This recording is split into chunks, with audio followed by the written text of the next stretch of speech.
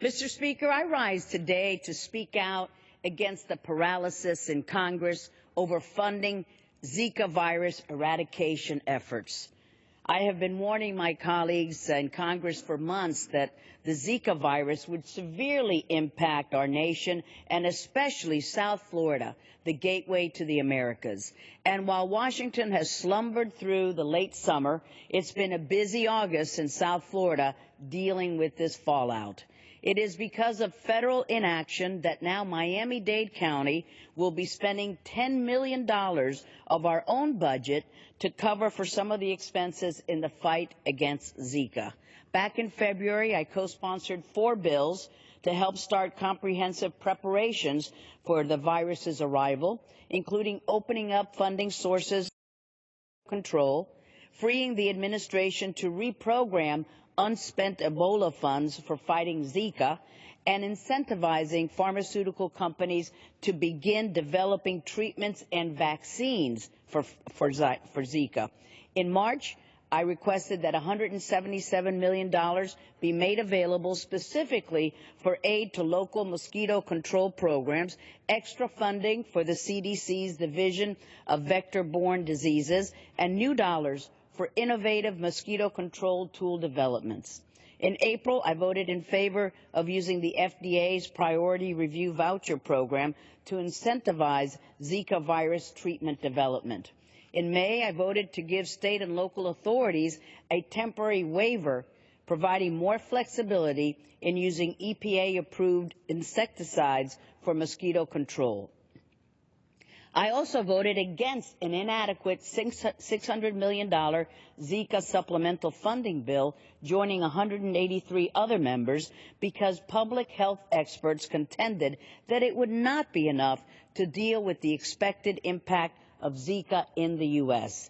In June, I voted in favor of a $1.1 billion Zika funding bill that passed the House but did not pass the Senate. Yesterday, the Senate again stopped any debate on Zika funding. In response to a meager grant sum delivered to the state of Florida after the discovery of mosquito transmission of Zika in Wynwood, a section in the city of Miami, in early August, I led the entire Florida Congressional delegation in a letter urging the CDC to deliver more funds to Florida where they were most needed.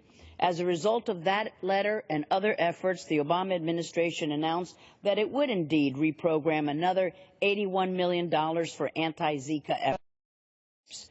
But now the CDC director has stated that the CDC has no more funds available to use for Zika interdiction and eradication. We need a comprehensive response, Mr. Speaker, that limits the spread of this virus as quickly as possible.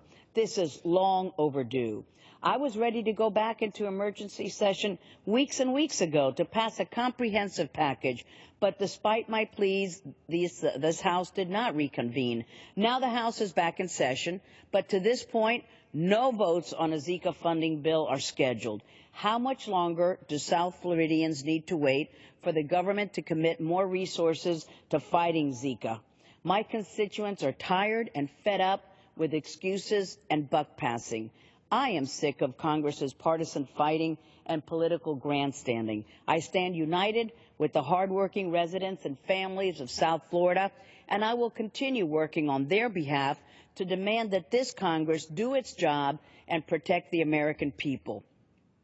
Let's pass the President's request for $1.9 billion to fight Zika and develop a vaccine, a clean bill with no policy riders, and pass it before this virus spreads even wider throughout our great nation. Thank you, Mr. Speaker. And here we have a picture of an area of the district that is impacted already. We have other areas that are impacted. We have other areas in Florida. We have other areas throughout the United States. Let's stop Zika. We can do it. Let's pass the funding bill. Thank you, Mr. Speaker. I yield back. The chair